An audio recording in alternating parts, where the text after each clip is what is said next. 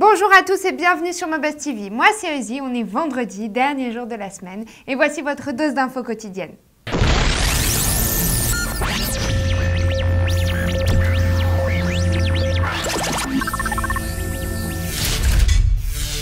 Bon alors, dans l'histoire d'Internet, on sait qui a inventé, je sais pas moi, le premier ordi, le premier MP3, tel ou tel logiciel, etc. Mais est-ce que vous vous êtes déjà demandé qui était à l'origine du premier avatar 3D d'être humain contrôlable?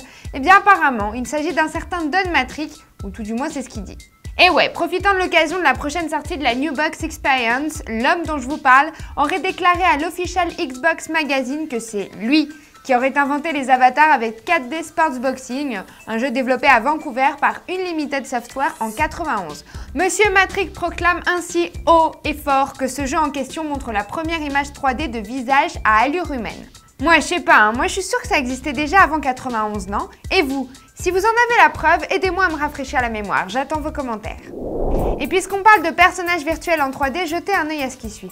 Ce service s'appelle That's My Face et il s'agit d'un site qui vous permettra en fait simplement de fabriquer, comme vous le voyez, un modèle en 3D de votre visage. Et ouais, pour ça, il faut simplement 2 photos de vous, une de face et une de profil, et 2 heures plus tard, ça sera fait. Mis à part ça, That's My Face vous permet aussi de vous amuser un petit coup en vous montrant quelle tête vous aurez quand vous serez plus vieux ou en essayant d'autres coiffures, etc. Ah oui, et puis il y a aussi carrément un test du taux d'attirance, histoire de savoir si vous êtes plutôt beau ou plutôt laid. Donc voilà, un site parfait pour les gens un peu égocentriques, faut le dire quand même. Mais moi je trouve ça marrant franchement. Ah oui, et vous savez quoi? Le site propose aussi carrément de créer une sculpture de votre visage avec une imprimante 3D pour 2000 €, rien que ça. Vous voyez, je vous avais bien dit que c'était pour les égocentriques.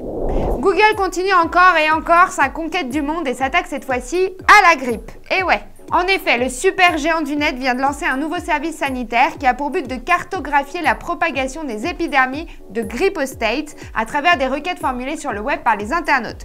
L'outil s'appelle Google Flu Trends et en fait, il s'agit simplement d'analyser toutes les consultations qui s'effectuent via Google sur le sujet, de les localiser et de se faire ainsi une idée de la manière dont se répand le fléau.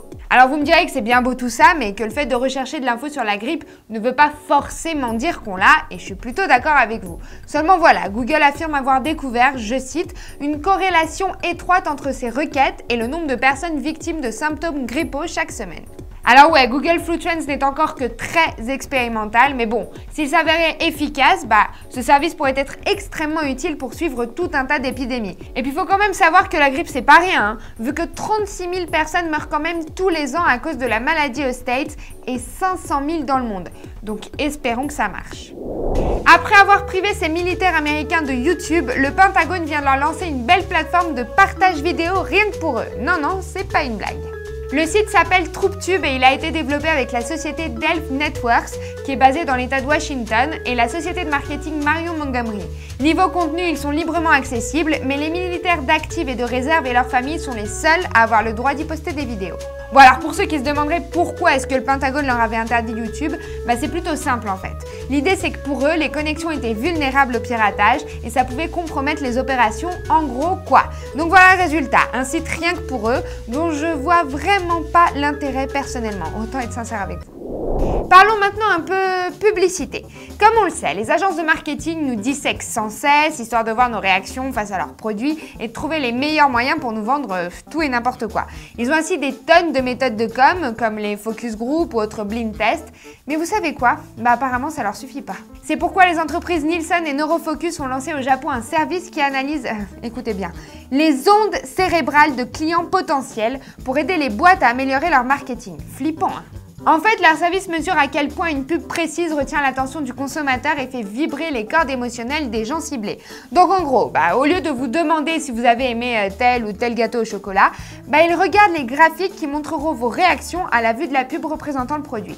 Donc voilà, vous savez comment j'appelle ce genre de truc, moi? Le revers de la médaille. Ouais, parce que de nos jours, la science fait de réels miracles. Mais tout n'est pas rose. Et la preuve en est, des fois, l'utilisation qu'on fait du progrès est plutôt déprimante. Mais bon.